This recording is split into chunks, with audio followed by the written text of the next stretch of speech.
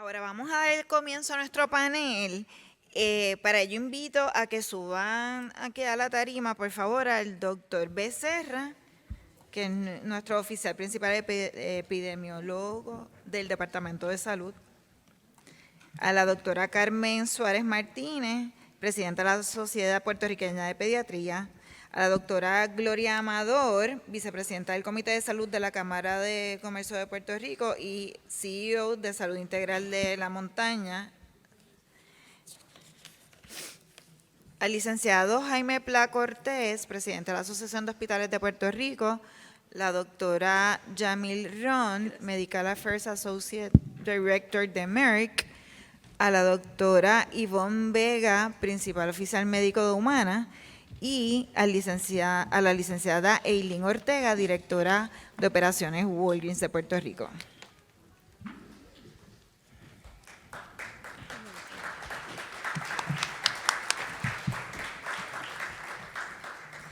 Bueno, entonces como estamos corriendo ahí como que un poquito tight con el tiempo, el tiempo que cada uno de ustedes tendrá para contestar preguntas, pues va a ser, ¿verdad?, un poquito más reducido, así que vamos a tratar de hacerlo más, ir al punto al momento de contestar sus preguntas.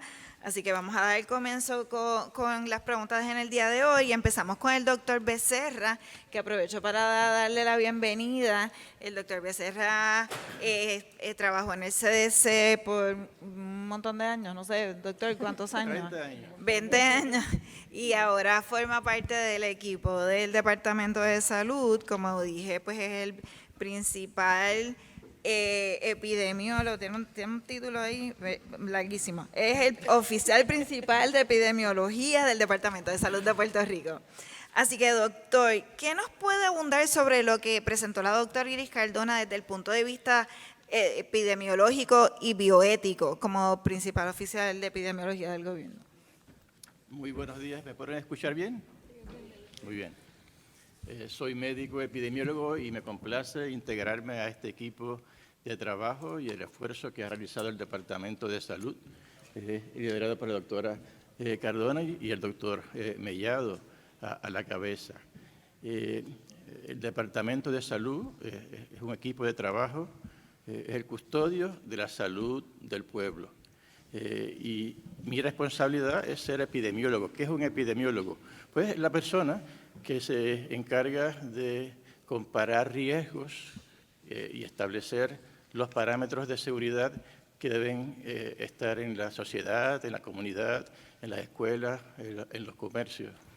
Nos compete esa medición de riesgos porque nuestra filosofía de vida es que hay que identificar problemas para poder establecer un plan de acción al respecto, evaluar la acción que se tome, reevaluar y volver otra vez a definir el problema, un contraste entre lo esperado y lo observado. Estamos en una fase distinta, me integro al equipo de trabajo en una fase distinta de la pandemia.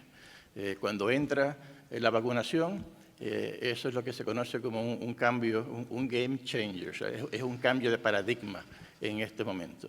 Al principio dependíamos de las estrategias de contención, o sea, el distanciamiento físico, que prefiero llamarlo así y no distanciamiento social, la higiene y el uso de mascarillas. Pero eso es un cambio que no debe solamente producirse por la pandemia de COVID. Por ejemplo, el uso de mascarillas es una oportunidad, un reto, para que como sociedad adoptemos nuevas maneras de prevenir la transmisión de infecciones en la comunidad. Las mismas alergias, a mí me da alergia el polvo del Sahara, pues la mascarilla a mí me causa menos alergia. De modo que cada vez que estemos enfermos, sea por COVID o no, debemos acostumbrarnos primero a no asistir a la escuela o al ambiente laboral. Y el uso de mascarillas siempre que tengamos que salir. Mi recomendación es que se quede en la casa, no salga, pero tendrá que salir a hacer compra, por ejemplo. Use la mascarilla cuando esté usted en infección. Son cambios que ha producido la pandemia y retos que tenemos delante de nosotros. Como decía el licenciado Luis inicialmente, Y yo expando, la pandemia, como cualquier crisis, como cualquier emergencia, lo que hace es revelar desigualdades sociales. Lo vemos en las vacunaciones, lo vemos en el rol de la mujer. O sea, ese problema no lo ha causado COVID, es que tenemos una desigualdad en los roles sociales y laborales de la mujer en Puerto Rico y en todas las sociedades. ¿Cómo afrontamos eso? Hemos aprendido la lección de la pandemia, podemos flexibilizar las condiciones laborables para permitir un horario flexible tanto para padres masculinos como para madres en el rol femenino. O sea, tenemos esa capacidad en el comercio en este momento. Igual con las escuelas. Yo como epidemiólogo, mi labor es proteger, mi labor es medir riesgos y proteger la salud. Pero yo también estoy muy consciente cuando tomo decisiones que el riesgo es tanto para proteger la transmisión como el riesgo a la salud de las restricciones económicas. O sea, yo tengo que balancear ambos aspectos al yo tomar decisiones como cerrar un comercio. Soy muy rígido, les puedo adelantar, respecto a espacios cerrados con pobre ventilación, porque este tipo de virus se transmite, como ustedes saben, por aerosol, que se queda suspendido en el aire. De modo que va a ser muy difícil que yo como epidemiólogo pueda aprobar la apertura de un lugar cerrado con pobre ventilación. Las escuelas particularmente, abrir ventanas, poner ventiladores, abrir puertas lo máximo posible. No, que son criterios que yo como epidemiólogo tengo que tomar y otra vez me alegro de poder integrarme en esta nueva fase de la pandemia. Estamos con unas métricas muy alentadoras, tanto de la pandemia en sí como del progreso en las inmunizaciones.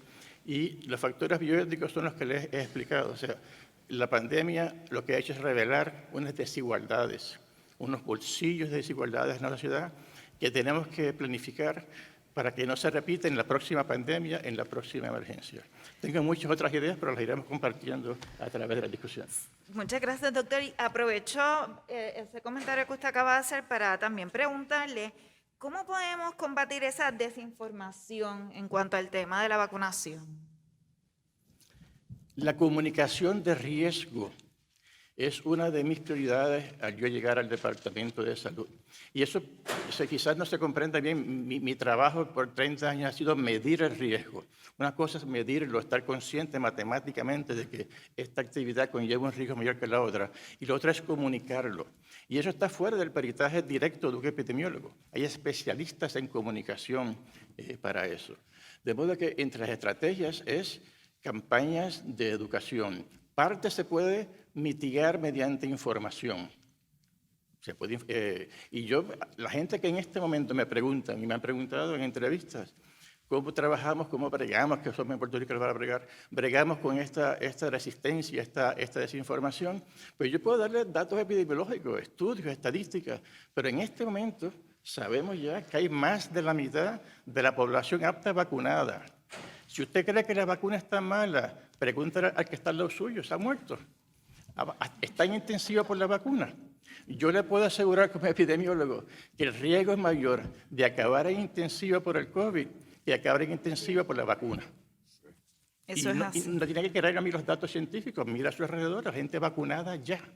Una manera de combatir ese rumor, ese miedo a la vacunación. Perdón, es que ciertamente hay tanto miedo no solamente con la vacunación del COVID, sino con todas las vacunas, tipo de vacunas, ¿verdad?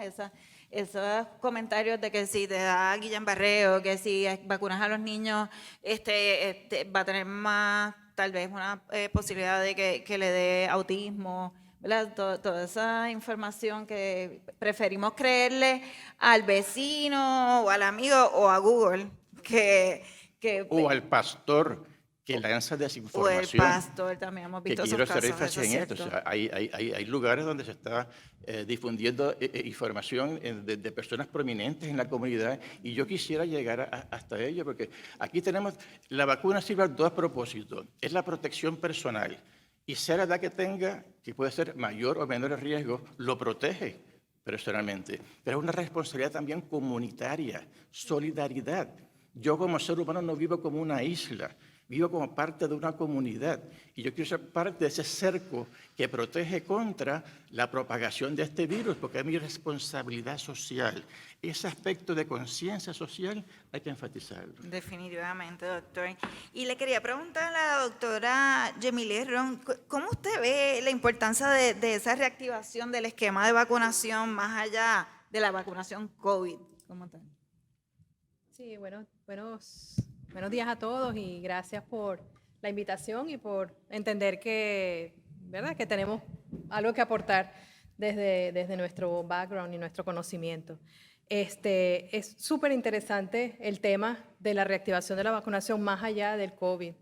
Veía las imágenes que nos presentaba la doctora Cardona sobre los avances de la ciencia y las enfermedades que ya no vemos. Y hay un dato histórico interesante y es que precisamente el 8 de mayo del año pasado, del 2020, se estaba conmemorando los 40 años de la erradicación de la viruela. Y ese mismo día, 8 de mayo, 40 años después del 2020, el CDC estaba anunciando que la caída en las tasas de vacunación infantil sin precedentes, ¿verdad? En la era moderna.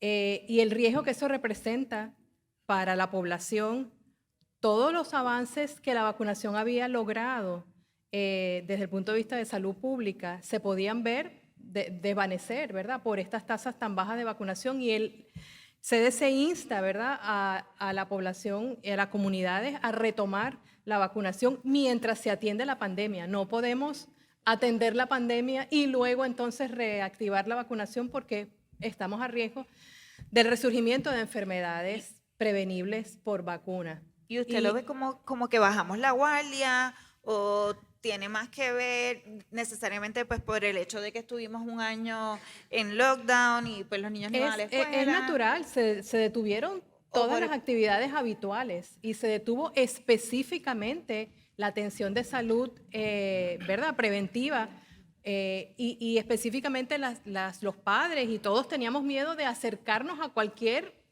sitio de atención de salud precisamente por temor a, ¿verdad?, a contraer el COVID, porque allí era donde se estaba atendiendo a los pacientes de COVID. Yo, ¿verdad?, si ustedes me escuchan hablar, saben que no soy puertorriqueña, yo soy originalmente de Venezuela y Venezuela es el ejemplo viviente de lo que sucede cuando se descuidan los esfuerzos de vacunación. Venezuela, que fue un país en algún momento, ¿verdad?, líder en temas de salud pública, tiene ahora un resurgir de enfermedades que habían sido controladas. Venezuela tiene casos de sarampión que ha exportado por toda Latinoamérica y tiene casos de difteria que yo nunca vi, ni siquiera en mis momentos de estudiar medicina, era una enfermedad que estaba completamente controlada. Entonces, el riesgo de resurgir de enfermedades prevenibles por vacuna está latente, está allí. Y lo perdemos de vista porque como son enfermedades que hace tiempo que no miramos, pues pensamos que han desaparecido. Y han desaparecido y se han controlado precisamente gracias a la vacunación. Así que tenemos que hacer un esfuerzo, yo diría, titánico, adicional, para poder entonces retomar el tema y que el mundo entienda que es importante que todos nos movamos a volvernos a vacunar. Porque, no sé, tal vez la doctora aquí, Cardona, nos pueda dar más información, pero se pierde esa cobertura de la vacuna, o sea, esa secuencia, o sea, que hay vacunas que te dicen, pues te la tienes que poner el refuerzo cada año, o cada 5 años, o cada 3. Sí, al haber dejado de vacunarnos por este año, esos niños perdieron entonces ese ritmo. No necesariamente. El que inicia una serie de vacunas, la mayoría de las vacunas, después la recomendación es, si te pasaste una dosis, póntela lo antes posible porque el sistema tiene memoria. No obstante, tiempo que pase de un niño o de un adulto o de un adolescente sin recibir la vacuna que le toca desde el momento que le tocaba, el tiempo que esté sin recibirla es tiempo que está vulnerable a enfermarse y a tener todas las consecuencias de la enfermedad. Muy bien. Muchas gracias, doctora. Vamos a hacer una pregunta entonces ahora a la doctora Carmen Suárez.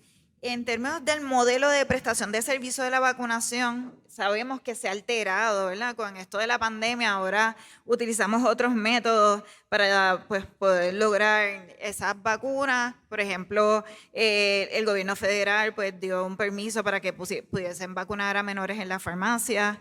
Que yo sé de alguien cerquita de mí que ve como que esto de vacunar a los niños le corresponde a los pediatras. También tenemos pues lo que son las vacunaciones masivas. El departamento ha hecho un sinnúmero de actividades como el VacuTour o Juega para el Equipo. ¿Qué cosas usted entiende que deben adoptarse permanentemente en este modelo? ¿Y qué cosas deberíamos, ¿verdad?, regresar a su curso regular una vez finalice la pandemia? ¿Y por qué usted piensa eso? Bueno, primeramente, buenos días a todos y muchísimas gracias por este foro. Este foro es importantísimo y felicito esa iniciativa. Yo quiero hablar en nombre de los niños y adolescentes porque ellos pues no pueden estar en un foro como este. Entendiendo que las personas son el mayor tesoro de un país, los niños son el mayor tesoro del futuro de un país. Los pediatras vivimos para la prevención y entendemos que la vacunación es el método más importante para la prevención. De hecho, las visitas rutinarias a los pediatras coinciden en su mayoría con las fechas de que se ponen las vacunas, ¿verdad? Y ahí nosotros tenemos una gran oportunidad de discutir todo lo que está pasando en ese ambiente de ese niño, escolar, familiar, etcétera, verificar su salud y vacunar. Desafortunadamente, previo a la pandemia, la vacunación en las oficinas pediátricas ha sido un reto. Y es un reto pues, por muchísimos factores, incluyendo el factor económico, que es una realidad. Nosotros no tenemos muchísimo volumen y a veces pues, la vacunación requiere muchísimo volumen por oficina. Por eso es que en el país la mayoría de los pacientes acuden a los centros de vacunación que han sido un éxito para que los niños y adolescentes se sigan vacunando. Con la pandemia, ¿qué pasó? Pues sencillamente, inicialmente se cerraron los centros en los que se preparaban. Ahora, actualmente, es por cita, no es que llegue mucha gente porque hay que limpiar y hay que mantener las medidas, ¿verdad?, de prevención de COVID en cualquier lugar de salud. Y para colmo, no hubo escuela presencial. Las escuelas siempre han sido nuestro gran aliado porque como todos los que son padres aquí saben del famoso papel verde, la escuela es el otro sitio donde se verifica el estado de vacunación de un niño o un adolescente. Y eso este año pues también faltó. Así que las consecuencias son, como describió la doctora, estamos atrás en las vacunas. Esto se ha reportado aquí, en Estados Unidos y en el mundo entero. ¿Qué yo veo? Surgió la vacuna de COVID. Gracias a COVID hemos vuelto a hablar y la gente más joven, los padres, se han dado cuenta de la importancia de lo que es tener una vacuna para prevenir una enfermedad. ¿Okay? Así que yo creo que esto nos ayudó mucho en el campo de la salud a tener la oportunidad de discutir nuevamente, pero con un ejemplo real, porque siempre era, pues, hablando de la foto y ellos pensaban, eso ya pasó, eso no va a volver a pasar. Pues sí, el COVID nos dio esa oportunidad y felicitando al Departamento de Salud y a mi gran colega y amiga Iris Cardona y todos los envueltos, ¿verdad?, en este proceso se ha logrado algo increíble con la vacuna de COVID. Ojalá y ese modelo de poder dar vacunas a mucha gente con esa facilidad sea la clave para nosotros poder hacer eso en la vacunación general de todas las demás vacunas. Yo creo que este es el ejemplo y es difícil, ¿verdad? Hay muchos aspectos, pero yo creo que así como se ha logrado contra el COVID, se puede lograr. Así se logró cuando yo era chiquita y me vacunaban en la escuela. O sea, tenemos que repensar cómo llevar la vacuna a donde está la necesidad. Así que usted entonces está de acuerdo, podría yo inferir, ¿verdad?, que usted está de acuerdo en que en todos estos tipos de modelos de vacunación, no necesariamente entonces que sea exclusivo en la oficina del pediatra, sino, por ejemplo, en la farmacia.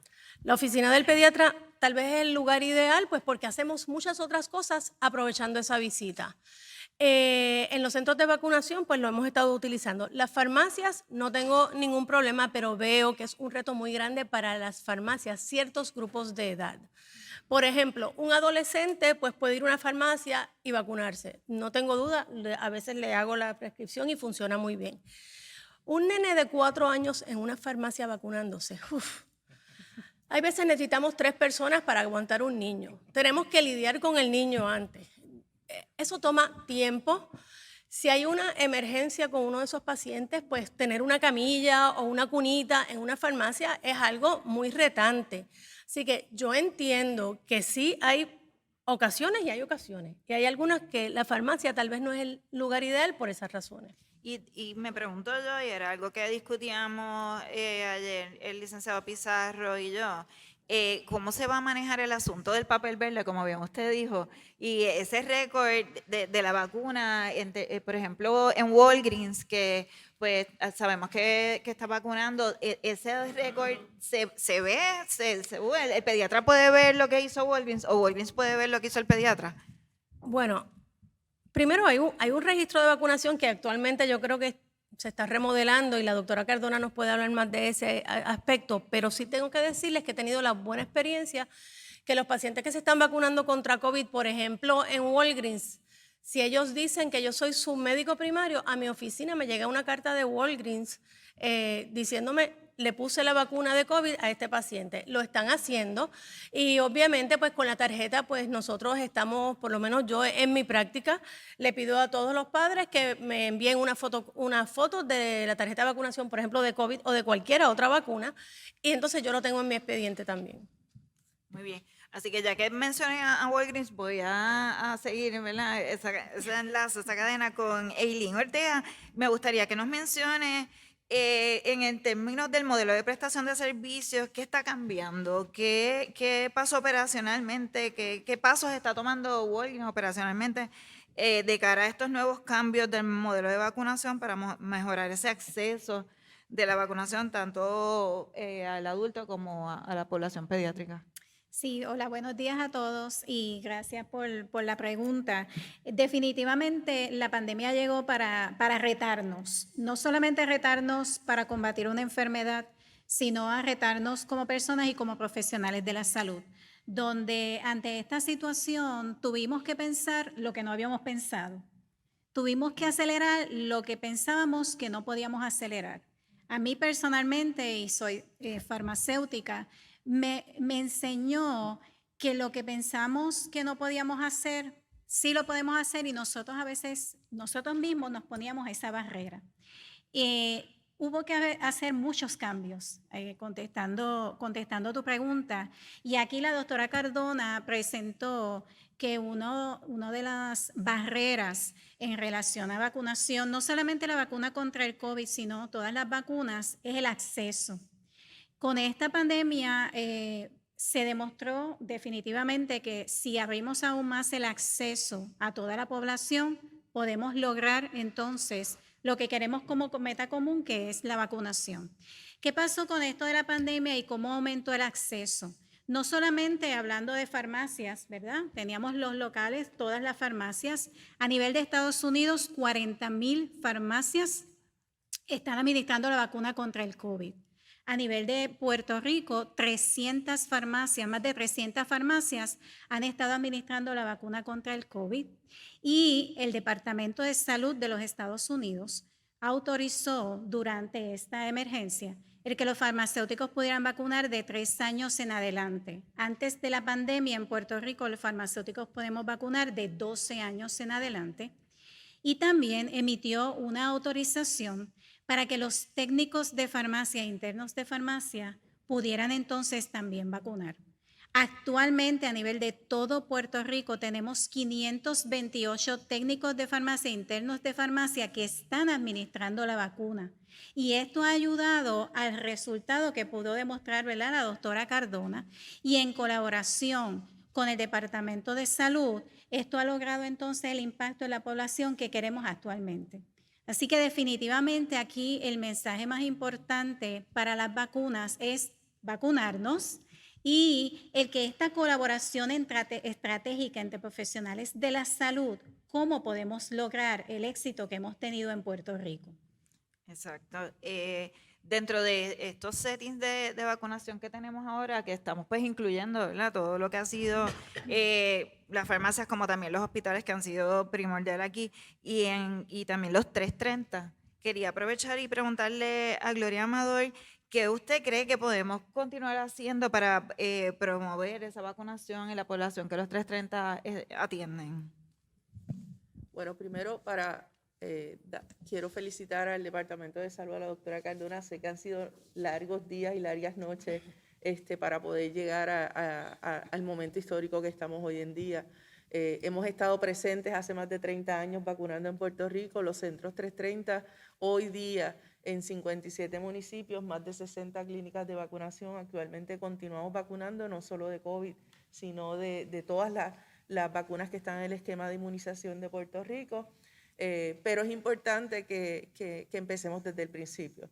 Cuando llegó la primera distribución de vacunas en Puerto Rico para los profesionales de salud, específicamente en mi organización, 800 profesionales de la salud, tanto contratistas que trabajan para nuestra empresa, se vacunaron. El 99% de nuestros empleados está vacunado. Hay 5 solamente que por razones religiosas o de salud decidieron no hacerlo. Sin embargo, tomamos la precaución de que firmaran un relevo a la empresa, al patrono, de que ese empleado fue adiestrado, fue orientado sobre los riesgos y que fue su decisión propia en caso de exponerse dentro del ambiente laboral. Eso es lo primero, y yo creo que es sumamente importante. Nosotros decidimos hacerlo como una condición de empleo para que todos nuestros empleados estuvieran vacunados. Segundo, nosotros ya hemos administrado más de 61,000 dosis de vacunas en nuestra área de la montaña, solamente en esos 7 municipios, pero no lo hemos hecho solo. Los hemos hecho en colaboración con los alcaldes, con las universidades, que aquí veo a Gualesca de la UCC. Cuántas veces nos llamábamos para compartirnos vacunas porque teníamos actividades y no tenían, me prestaban, etcétera, para poder usar sus congeladores. La Universidad Interamericana de Barranquita. Fuimos de los primeros centros que vacunamos en el área de la montaña. Sin embargo, usamos una estrategia diferente. Antes de nosotros hacer nuestras vacunaciones masivas, traíamos a una reunión de orientación a todos los profesionales de la salud de nuestra área geográfica para orientarlos, para eliminar mitos, para eliminar dudas, para asegurarnos que ese empleado se fuera a vacunar a conciencia. La doctora Janet Vázquez estuvo con nosotros en una de nuestras vacunaciones masivas en Barranquitas. Vacunábamos 800, 900 personas a principios de la pandemia, o sea que fue bien exitoso, pero fue porque hicimos parte del proceso a todo el mundo. Hoy en día nuestros centros están haciendo muchas campañas de educación y de orientación a la comunidad. Ya nosotros estamos vacunando comunitariamente porque hemos visto que ya ese entusiasmo de la gente venir a vacunarse ha mermado tanto. Hemos ido a actividades que llevamos 400, 500 vacunas y regresamos con la mitad. Así que eso no puede ser. Y entonces hemos involucrado a los líderes comunitarios que nos ayuden a acercar a esas personas que por condición de acceso, de desconocimiento, no han podido llegar a ese proceso de vacunación. Y no quiero abarcar todo el tiempo, sin embargo, quiero que sepan, ayer Voces y Direct Relief lanzaron una campaña Ready para Abrazarnos. Los centros 330 hemos sido colaboradores de ambas instituciones. Se están dando incentivos a los pacientes para vacunarse. Direct Relief, en una campaña con el gobierno federal, está dando tarjetas de incentivos de DoorDash para alimentos y para entrega de alimentos a aquel paciente que se vacune. Y nosotros lanzamos el martes una campaña que se llama Un pueblo unido es un pueblo vacunado, faltas tú.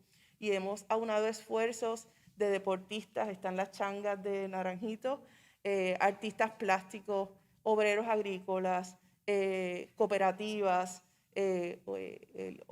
policías municipales, cerca de 13 diferentes personalidades de nuestras áreas de servicio en la montaña para llevar ese llamado a esos que todavía están sin vacunarse, especialmente los jóvenes, para que podamos alcanzar, por lo menos en el área de la montaña, esa inmunidad de rebaño y podamos volver a abrazarnos.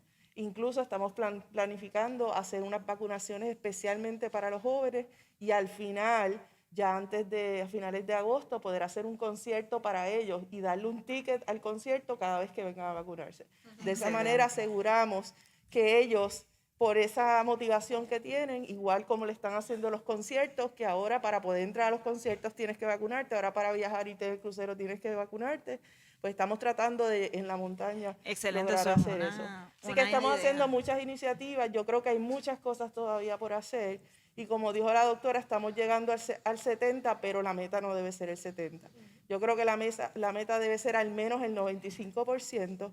Tenemos que empezar a mirar qué va a pasar después del 70, qué pasa con ese 30% que nos queda. Sí, esto de utilizar los conciertos como ese incentivo para los jóvenes, yo creo que ha sido idea de todos porque realmente eso es lo que ellos quieren, ¿verdad? Poder volver al party. Entonces, el secretario de Salud, que es uno de los que apoya el party, dice que te quieres el party con 100%, pues logra que todo el mundo esté vacunado. Si no, pues es el 50%. Y cuidado que si no cumples con lo que te queda, te lo bajo otra vez al 35%. Así que ese es el mensaje. Dana, lo importante es que al haber involucrado a personalidades de la montaña, gente que reconocen que ellos mismos nos ayudan a hacer que en su comunidad, su familia, sus amigos, cuando van a sus conciertos, cuando las changas para entrar a los juegos tienes que estar vacunado. Nosotros estaremos allí ayudando, estamos vacunando en su cancha, o sea que se pueden hacer tantas cosas para llegar a esa población que nos falta y sobre todo tocarle la fibra a cada persona. Que nosotros seamos embajadores de la vacunación cada vez que podamos. Tocar a una persona que aún no se ha vacunado, buscarle, hacerle el análisis de la estrategia del espejo. ¿Por qué te debes vacunar? ¿Qué estás perdiendo por no haberte vacunado? Así que hay muchas cosas por hacer. Muy bien. Y doctor Pla, yo aprovechando el tema, yo quería saber, en esas conversaciones que usted ha tenido con sus peers, ¿verdad? Entre sus pares, ¿cuál entonces sería la recomendación ¿verdad? De los hospitales en cómo deben entonces aumentar esa población a vacunarse? ¿Cómo podemos lograr que la gente llegue a vacunarse dentro del setting de hospital? ¿Y cree usted que debe ser compulsorio? Muy buenos días a todos, un placer estar con ustedes aquí. Yo creo que este tema, pues, desde el punto de vista de los hospitales, lo estamos bregando desde el principio, ese de los muchos Zoom que tuvimos con la doctora cuando estábamos iniciando. Yo creo que nos veíamos por Zoom todos los días, ¿verdad? Y yo creo que la parte de la estrategia funcionó muy bien. Hubo 60 hospitales que se convirtieron en centros y eso logró que prácticamente todos los empleados de los hospitales y las facultades médicas se vacunaran, que yo creo que fue un adelanto sumamente importante. Y obviamente los retos de hoy en día pues ya empiezan a ser un poco distintos porque, como bien han hablado aquí, todo este grupo ya se ha vacunado, pero nos falta entonces el resto. Yo personalmente creo que, y esto es una situación que se está dando de cómo vamos a lograr que la vacuna sea mandatoria. Y hay mucha discusión sobre esto, pero la realidad es la siguiente.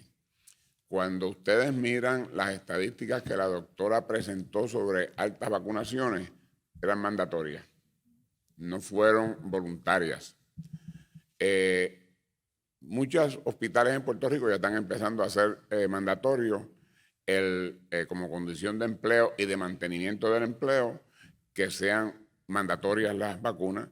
Y en el primer hospital en Estados Unidos que decidió hacer mandatoria la vacuna, que fue el Hospital Metodista de Houston, lo llevaron a corte y la corte determinó que el hospital prevalecía.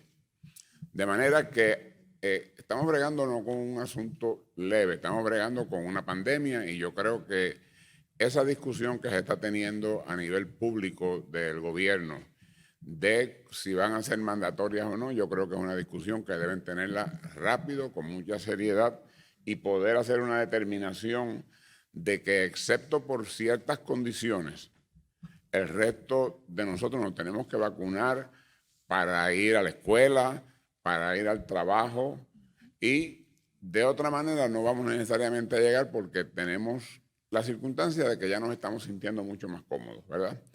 Y eso me lleva quizás a otro tema que a mí me parece que deben considerar, y es que parte de lo que nos está pasando ya es que ya está siendo medio chabón, ¿verdad? Por usar una palabra, tener que vacunarnos hoy y regresar dentro de un mes a vacunarnos otra vez.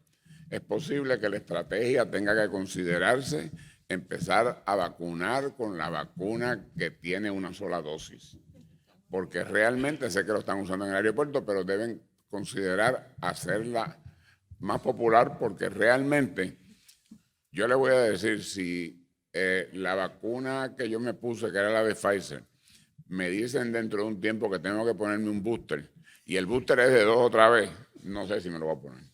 ¿Verdad? Pero no, porque es que baja la intensidad, ¿verdad? Esa es la situación que nosotros tenemos con la vacuna de la influenza. Nosotros no pasamos aquí del 40 y pico % de personas vacunadas con la influenza.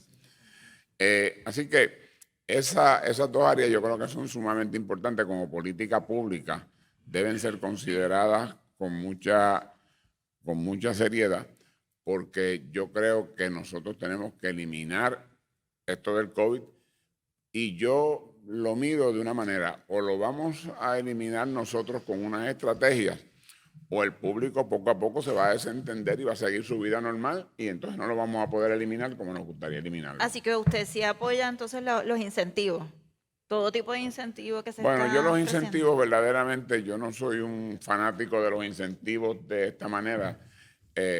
¿Cómo era el cuento aquel? Botella, baraja y bebida.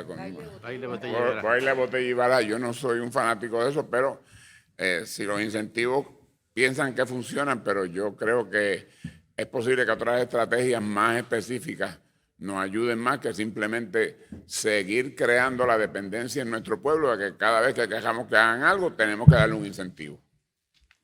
Bueno, Pero eso es una opinión personal. Nada. Responsabilidad personal. Sí, hay una responsabilidad personal que hay que asumir en algún momento. la doctora Cardona Puntual, quería el comentar. licenciado mencionó de las 3 cosas importantes, la complacencia, cuando dijo, no sé si me la voy a poner, y la conveniencia. Así que eso lo pone de manifiesto. Sí. Exacto. Qué pena, ¿verdad? Las situaciones que surgieron con la vacuna de Janssen, yo creo que es lo que ha desmotivado a muchas personas a ponérsela, porque entonces están escépticos todavía, tienen la duda de que, pues me la pongo y de momento mañana me van a decir que pasó otra cosa. Es natural, pero no obstante eso se sigue utilizando. Hemos puesto 80,000 dosis de Janssen y la tenemos disponible no solamente en el aeropuerto, hay de los centros de vacunación grandes, y las visitas que se están haciendo a comunidades también se está llevando. Había otra cosa que quería mencionarle, que nosotros estamos ahora mismo en la disyuntiva sobre la circunstancia presencial o remota. Yo creo que nosotros debemos trabajar para iniciar ya de manera definitiva el trabajo presencial. Las circunstancias de salud mental que nosotros estamos viendo en los hospitales y en los diferentes centros que estamos atendiendo son sumamente altas. Los divorcios han aumentado, los suicidios han aumentado, el maltrato ha aumentado. Así que yo creo que sencillamente nosotros tenemos una responsabilidad con nuestra gente de obligarlos a ir presencial ya para evitar otras circunstancias que nos están sucediendo.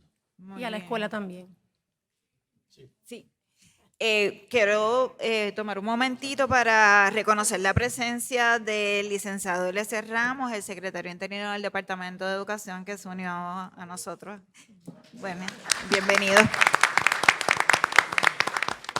Pues sí, definitivamente tenemos todos, ¿verdad?, que unirnos y llevar ese mensaje de la importancia de regresar al trabajo, de que la vida tiene que continuar, no podemos seguir encerrados. Es cierto que cada vez vemos más personas con problemas emocionales.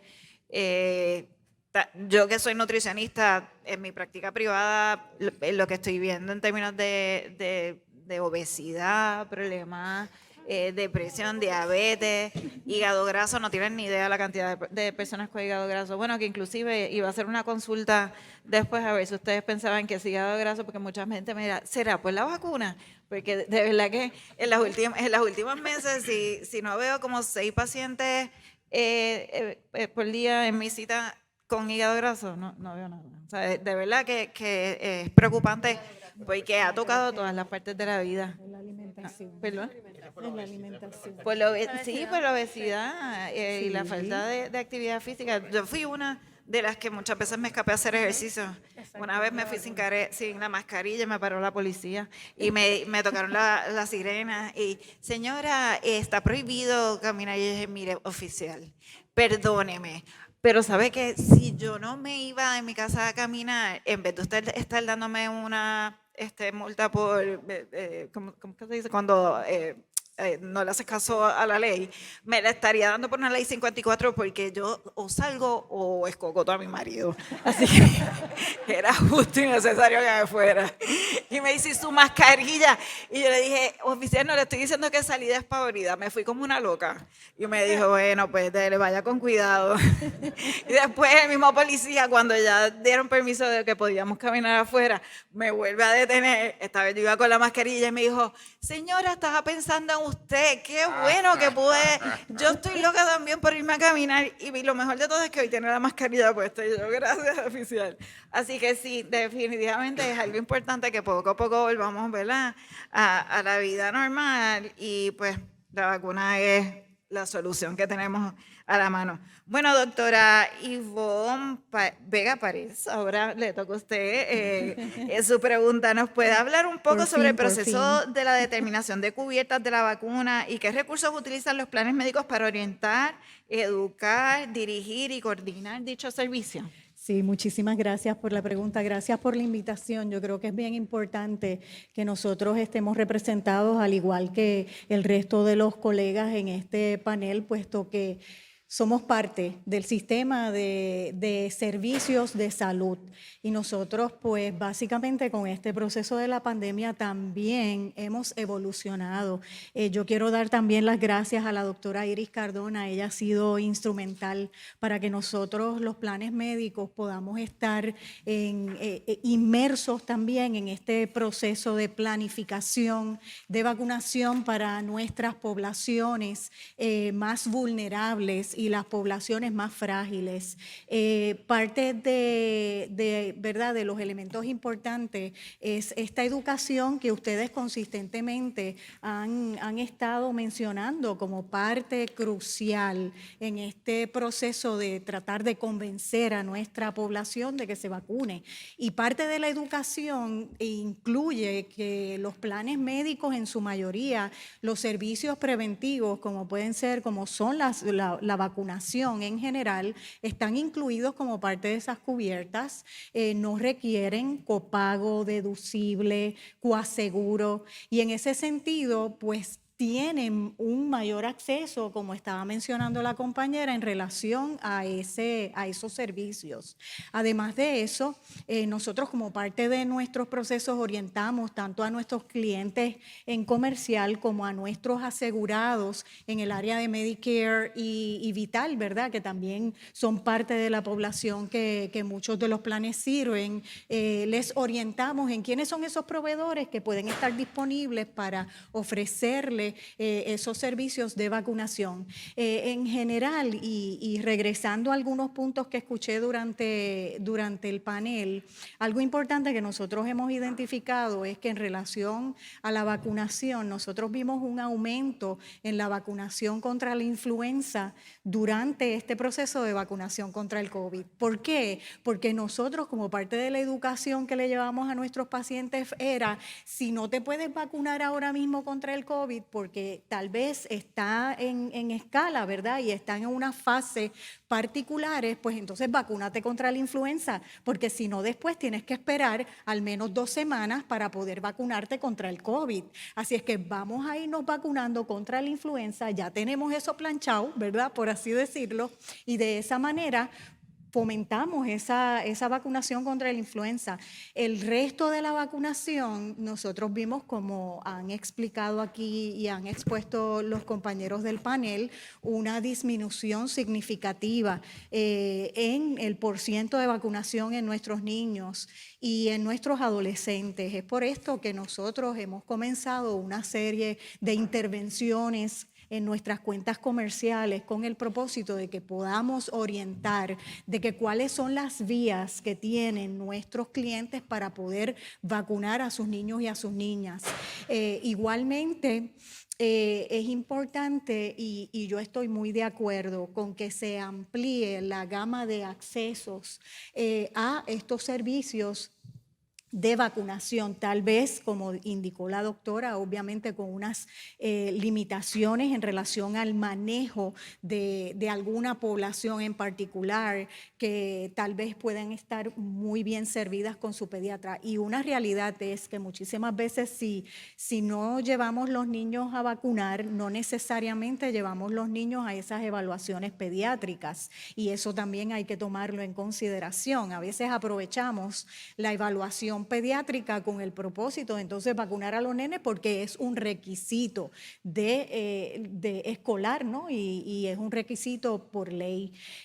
Así es que entre las iniciativas que estamos llevando a cabo, pues nosotros tenemos nuestros programas en cada una de las aseguradoras de manejo de casos, y a través de esos programas de manejo de casos nosotros identificamos nuestra población e intervenimos con esa población si hay que coordinarle la visita, si hay que coordinarle la transportación, sobre todo a nuestra población envejecida o el adulto mayor, Medicare Advantage, pues eso también lo estamos haciendo como parte de las iniciativas que hemos llevado a cabo. Y quería mencionarle a la licenciada que no solamente a los jóvenes les gusta el jangueo, también a los adultos nos gusta el jangueo, por lo tanto, pues vamos a vacunarnos para poder janguear todo. Eso es cierto, por eso les mencioné que nuestro secretario es el primer fiestero. Así que si alguien está apoyando eso, es precisamente él.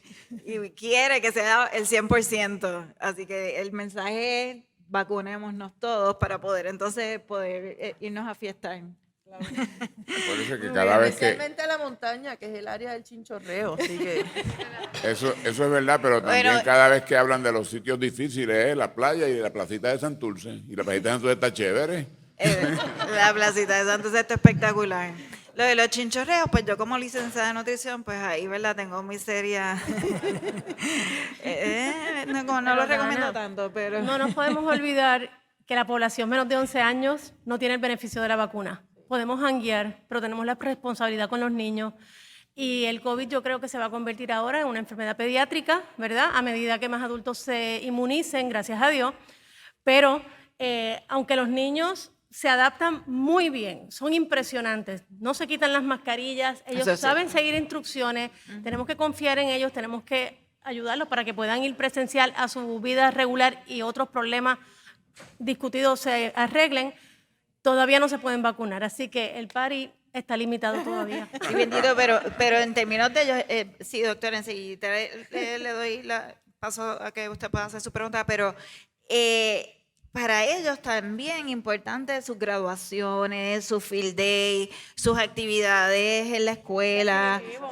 Así que, ¿verdad? En términos de sus fiestecitas, antes eran de marquesina, yo no sé cómo las hacen ahora, pero pues ellos también tienen sus fiestecitas, así que de verdad es importante para ellos, ¿verdad? Poder regresar a su vida escolar. Sí, doctor. Quería enfatizar este punto.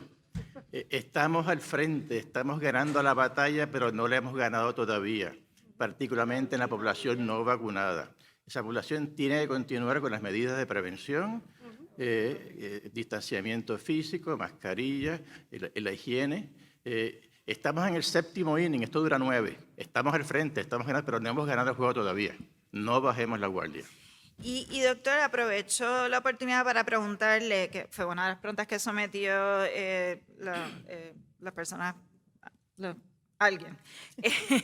El protocolo de la reapertura escolar y las guías para la reapertura, ¿cuándo será publicado en la página web? y que recomienda, si la guía recomienda el distanciamiento físico de 6 pies a estudiantes mayores de 12 años, ¿cuál es la racional de esta recomendación? Si precisamente dicho grupo demográfico tiene acceso a vacunas. Y por último, en esta pregunta, ¿cuál es la posición del departamento sobre el requerimiento mandatorio de vacunación como condición para el retorno escolar? La pregunta la hizo la licenciada Natalia Colón y Jan Benaventi, representantes de las escuelas. Ya. La parte de los protocolos de escuela ya ha sido con el Departamento de Educación, el doctor Valencia, en el Departamento de Salud, trabajando en estrecha coordinación con el Departamento de Educación. Ya ha revisado los protocolos, es correcto, no lo hemos colgado todavía en la web del Departamento de Salud, es una de mis primeras prioridades, pero ya está compartido, está siendo revisado la versión actual. Y está listo para hacer, ya para mediados de julio tendremos una versión más refinada, más finalizada para compartir más ampliamente. De modo que ya les hemos compartido con el Departamento de Educación para ver cómo en la implementación de este verano podemos mejorarla. Respecto al mandatorio y educación, le dejo a la doctora Cardona esa tarea. Eso es una discusión que se está teniendo en estos momentos. Como les mencioné, está el asunto de que es una vacuna que no está completamente aprobada por la FDA, así que levanta unas preocupaciones desde el punto de vista legal y laboral. Lo segundo es que tenemos que garantizar completo acceso a la población. Si pensamos en los estudiantes, completo acceso de la vacuna a la población de estudiantes, o sea, garantizar que cuando llegue agosto, si eso va a ser un requisito, la mayoría esté vacunado, porque si no, es complicado desde el punto de vista operacional ese regreso a clase. Ha pasado en el pasado. No obstante, miren, todos los cambios siempre traen alguna resistencia. La experiencia con las vacunas cuando se añade una vacuna más como a este grupo de requisitos es que la resistencia es poquita, pero eventualmente todo el mundo se alinea y ese sería un gran paso. No obstante, dependemos de esas discusiones legales para que esto pueda darse. Y en cuanto al distanciamiento, que se mantengan los 6 pies entre ellos después de vacunados. Es Si que ya todos los de 12 en adelante ya están vacunados. Tendrías que asegurar que en el salón X el 100% esté vacunado. Es lo mismo con la mascarilla. Y yo quería agregar que en esa revisión del protocolo ha sido una revisión en términos también de filosofía, de que las escuelas sea lo último que se cierre y lo primero que se reabra. O sea, no queremos crear un protocolo que cree criterios para cerrar escuelas, sino para mantenerlas abiertas y darle la oportunidad a la escuela de que si tiene deficiencias las pueda reparar, las pueda arreglar. Pero queremos cambiar la filosofía de un sistema de vigilancia epidemiológico diseñado para cerrar escuelas, a lo contrario, a mantenerlas abiertas y asesorar al Departamento de Educación y a las escuelas en cómo se debe mantener abierta de manera segura. Bueno, que ese ha sido un cambio en filosofía que ha habido en el protocolo y el doctor Valencia, que ha estado por años promulgando esa filosofía, ahora por fin la podemos ver explícita en ese nuevo protocolo revisado. Bueno, ahí tenemos otra pregunta para Eileen Ortega de Walgreens. ¿Qué está haciendo Walgreens para educar a sus farmacéuticos acerca de la vacunación contra el COVID-19 concurrente con otras vacunas como recomendó el CDC? Gracias por la pregunta. Desde el 2009, los farmacéuticos en Puerto Rico fueron autorizados para administrar vacunas, así que esto no es un proceso nuevo, es un proceso que está dentro de currículo para los estudiantes de farmacia y los farmacéuticos se nos requiere también educaciones continuas. Así que en el caso de nosotros, en las farmacias Walgreens, pues estas educaciones continuas se proveen a nuestros farmacéuticos, se proveen orientaciones a nuestro personal farmacéutico e incluso, como les mencioné ahorita, no solamente para el personal farmacéutico, sino ante la autorización de que los técnicos de farmacia pudieran inmunizar, pues también se dio ese adiestramiento a todos los técnicos de farmacia para que así entonces pudieran inmunizar y se les da orientaciones continuas sobre la enfermedad. Muy bien, gracias. Una pregunta para la doctora Cardona. ¿Por qué no traemos las vacunas del qué? Itinerario regular, será, a centros como los que teníamos del COVID en los centros comerciales? Eso, recordemos que la vacunación contra COVID es una vacunación que está exclusivamente dirigida por el gobierno federal y gobierno de Puerto Rico. El itinerario regular de vacunación lleva muchísimos años, a pesar de que se revisa todos los años y se emiten recomendaciones. Es un ejercicio de comunidad donde participa el gobierno y ciertamente nosotros hemos hecho en el pasado actividades en escuelas, en centros comerciales.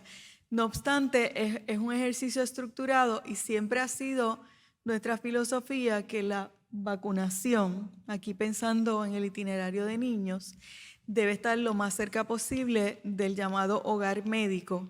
Entiéndase la oficina del pediatra. Si el pediatra no vacuna o no las tiene, hay un centro de vacunación cerca, hay más de 300 a nivel privado y más de 200 del programa Vacunas para Niños que administra el Departamento de Salud. No obstante, no necesariamente eso está fuera del scope de ser necesario. Se hacen actividades, se han hecho en escuelas, se han hecho ferias de vacunación. Con COVID es diferente porque el objetivo era vacunar la mayor cantidad de puertorriqueños elegibles para la vacuna en el menor tiempo posible que nos permitiera interrumpir la transmisión del virus. Y eso lo estamos empezando a lograr. Tenemos que seguir para que, como dije, esa última milla no se nos quiten las fuerzas y entonces regresemos al pasado. Así que seguimos. Tenemos otra pregunta para usted, doctora. Dice aquí, actualmente las clínicas de vacunación del sistema público están preparados con inventario de vacunas non-COVID para cubrir los cohortes que no se vacunaron en el 2020. Sí, buena pregunta. Sí, la asignación de vacunas para ese programa federal se hace una vez al año y se establece un plan, en inglés se llama spending plan, de cómo las distribuimos mes a mes. Se vio una caída en el mes de abril, específicamente abril y mayo. El año 2020 empezó a recuperarse pensando que las clases iban a empezar en algún momento en agosto, septiembre, octubre. Luego se detuvo. No obstante, esas vacunas están asignadas. Los proveedores hay proveedores porque tienen una nevera donde guardar las vacunas y una vez les llegan son responsables. Así que ellos van pidiendo de semana en semana. Nos preparamos para el regreso a clases presencial, estamos bien positivos con eso y en ese sentido esperamos que el último impulso a la vacunación de COVID lo dé precisamente esa preparación para el back to school, particularmente con la vacuna de los jóvenes y de los adolescentes. Así que la respuesta, hablé mucho, pero la respuesta es que sí, están preparados. Dana, a mí me gustaría hablar un poquito sobre eso. Nosotros, por ser centros de vacunación de más de 30 años, nosotros no solo atendemos la población de pacientes. Que te acerques un poquito al micrófono. Que no solo atendemos pacientes de Medicaid, atendemos pacientes de poblaciones privadas. E incluso los centros 330 son reconocidos por ser centros que vacunan, no importa la capacidad de pago del paciente. Así que si ese paciente no tiene un plan médico, en un centro puede recibir la vacuna. Atado a el estudio de necesidad económica que pueda tener, incluso hasta un 90% del descuento que pudiera costar esa vacuna, y si es necesario vacunarlo por charity, porque es una regulación federal. Así que es importante que nosotros tenemos vacunas dentro del esquema de vacunación por el programa Vaccine for Children, pero también a nivel privado o comercial para poder vender ese servicio a otros pacientes que quizás no están bajo Medicaid. Y sé que muchos otros proveedores, y quizás el doctor Hess después pueda traerlo como IPA, cómo ellos trabajan en sus clínicas de vacunación también. Pero en Puerto Rico sí existe la oferta de vacunas para los pacientes, y sobre todo esta época es la época del back to school, y muchas veces nosotros compensamos al paciente que viene, completa su esquema con su mochila del back to school, sus libretas, sus crayolas, sus lápices y eso, lo que hace atractivo que siempre en verano sea el momento que más se busquen las vacunas o en enero. Excelente. Sí, Me usted. gustaría, sí, me gustaría mencionar que yo creo que ya entonces es tiempo de que nuevamente comencemos a traer a la orientación general la importancia de las vacunas y el esquema de vacunación para niños y adolescentes. Nos hemos enfocado, obviamente, por la situación de emergencia que hemos tenido durante el pasado año, nos hemos enfocado en la vacuna contra el COVID, pero ya es tiempo de nuevamente retomar y entiendo que este es un foro excelente para comenzar esa conversación con las poblaciones que todos y cada uno de nosotros servimos. Así es que creo que es el momento ya Concurro con usted. y debemos entonces tal vez unas campañas o nuevamente que la gente se enfoque en que hay otras vacunaciones y que, como mencionó la doctora, los niños ya no van a estar protegidos contra el COVID, pero tenemos que protegerlos entonces contra las otras condiciones que sí podemos controlar. Excelente. Tenemos otra pregunta para la doctora Cardona. Esta es para la doctora Cardona y para el doctor Vega. Y dice, sabemos que algunos planes médicos no están permitiendo que algunas vacunas permitidas para ser administradas en farmacia puedan ser administradas allí. ¿Qué están trabajando para promover y expandir el acceso? Sí, ¿Qué estrategias estarán trabajando? Sí, al momento, por lo menos los planes que participamos en conjunto con la doctora Cardona en diferentes estrategias, nosotros estamos sí reconociendo y adjudicando las vacunas y pagando, ¿verdad? Por así decirlo, por esas vacunas administradas en la farmacia.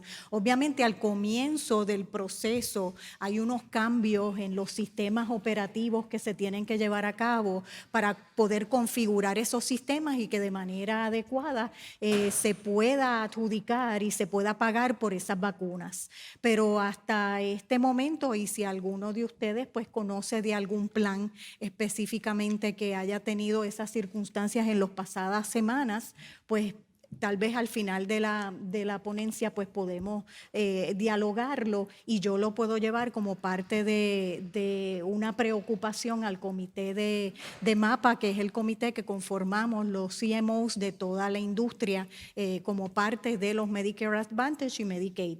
Así es que en ese sentido, y la doctora Cardona desde el principio que nos reunimos traía todas esas preocupaciones que le podían estar compartiendo proveedores para que nosotros entonces fuéramos cada uno a nuestros planes y a nuestras aseguradoras y operaciones para ver qué estaba sucediendo con esas situaciones particulares. Al momento, los mayores, ¿verdad? Los planes de mayor volumen en Puerto Rico pagamos por esas vacunas tanto en farmacia y en los proveedores tradicionales. Doctora, ¿usted quería Sí, añadir? gracias, doctora Vega. Ella lo ha dicho casi todo, pero vamos a recordar que la ley en Puerto Rico establece que las compañías que aseguran servicios de salud tienen que pagar por el servicio de vacunación para cada una de las vacunas que está incluida en el itinerario de vacunación. Eso es lo que dice la ley. En este caso, las farmacias, por ley en Puerto Rico, como dijo la licenciada Ortega, están autorizadas a vacunar de 12 años en adelante. No obstante, la emergencia de salud pública trajo el cambio de que mientras dure la emergencia, están autorizadas a vacunar a partir de los 3 años de edad y están autorizadas por ley federal a administrar todas las vacunas recomendadas dentro del itinerario de vacunación a partir de los 3 años de edad. Y eso es la ley federal. Una vez termine la emergencia de salud pública, veremos qué pasos se toman en esa dirección, si es que hay que hacerlo. Muy bien. Y con esta pregunta vamos a culminar la primera sección de los trabajos del día de hoy. Esta está dirigida para Yemil Ron y dice, ¿cómo están apoyando a los farmacéuticos y el acceso a las vacunas? Sí, ¿verdad? Como manufacturero de vacunas, más allá de cerciorarnos que durante toda la pandemia hubiese continuidad, ¿verdad?, de la producción y asegurarnos de que el suplido fuera constante mientras se protege la seguridad y la vida de nuestros empleados. O sea, que no es, se dice rápido, pero es un esfuerzo grande. Somos un partner ¿verdad? De todo el sistema de salud y hemos estado muchas veces tras bastidores apoyando las diferentes iniciativas para favorecer la vacunación. Y trabajamos de la mano, ¿verdad? Con todos los sectores que están representados en esta mesa. El llamado sería, hemos hecho un esfuerzo de ingenio, de perseverancia, de trabajo en equipo para atender la pandemia y el llamado sería que traslademos todo eso a la reactivación de la vacunación. Y como decía al principio, tenemos que hacer las dos cosas en paralelo y tenemos que hacerlo porque no podemos descuidar, ¿verdad?, la salud y los avances que se han tenido en salud pública por la vacunación, cuando precisamente estamos atendiendo ¿verdad?, la pandemia a través de la vacunación y hemos visto lo exitoso que son las vacunas. Tenemos retos de comunicación importantes. Yo tiendo a coincidir con el señor Jaime Pla en términos de que yo no pienso que sea incentivando, yo pienso que es buscando la comunicación asertiva para cada sector. Y es diferente, las preocupaciones del adulto mayor no son las mismas preocupaciones de los padres, no son las mismas preocupaciones de los jóvenes. Hay que traer inventiva a ver, como decía Gloria Amador, cómo buscamos ese interlocutor que sea el que le llegue a esa población. Y entonces tenemos el reto de buscar influencers, de buscar artistas, activistas, gente de la comunidad que atienda esa preocupación de confianza que puede haber en un sector particular. Entonces, ¿verdad?, la forma en que yo lo pienso, mi llamado sería esto que hemos logrado a través de esta mesa, que continúe, que no sea un esfuerzo, ¿verdad?, de hoy, sino que utilicemos esta oportunidad para mantenernos en comunicación y en constante ¿verdad?, conexión que nos permita seguir avanzando, porque todos los que estamos tenemos, ¿verdad?, algo que aportar en beneficio de la vacunación y de la salud pública en Puerto Rico. Definitivamente. Bueno, pues entonces nos quedamos con esa asignación y todos aquí como grupo sentarnos, ¿verdad?, y pensar y sugerir, dar nuestras ideas de cómo podemos llevarle ese mensaje a nuestros jóvenes y a toda aquella persona que todavía está reacia a ponerse la vacuna. Agradezco el tiempo de ustedes, excelente presentación, doctores, y todos los comentarios. Muchas gracias, espero que pasen una bonita